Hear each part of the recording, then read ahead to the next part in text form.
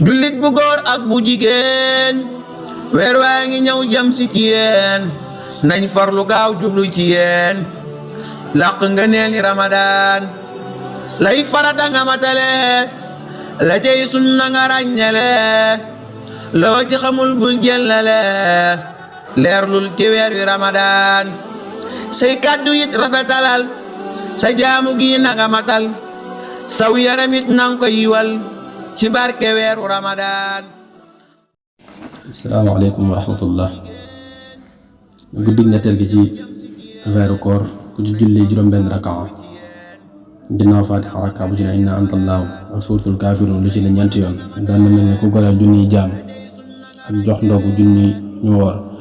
woor du junniy ñu rafle léeg-léeg junniy ñu xiif te dees na ko itam bindal tiyaaba ju sol ne limum ñanaaw yi ci àdduna yi yëpp te dees na ko defal li ñuy defal jaami yàlla yi gën a baax ak ñi dee ci xare te deesu ko finnaal ci bàmmeelam deesu ko mbugal itam ci bàmmeelam. asalaamaaleykum. bismillah. Touba ñu ngi jàpp 5h45 di doog 19h20 Diourbel ñu ngi jàpp 5h46 di doog 19h21 Thiès ñu ngi jàpp 5h49 di doog 19h24 Dakar ñu ngi jàpp 5h52 di doog 19h27 Kaolack Fatick Kaffrine Sédhiou Ziguinchor ñoo ngi jàpp 5h47 di doog 19h22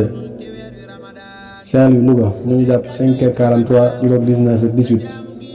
Tamba Kédougou ñu ngi jàpp 5h37 di doog 19h12 Matam Kolda ñu ngi jàpp 5h40 di doog 19h15. jullit bu góor ak bu jigéen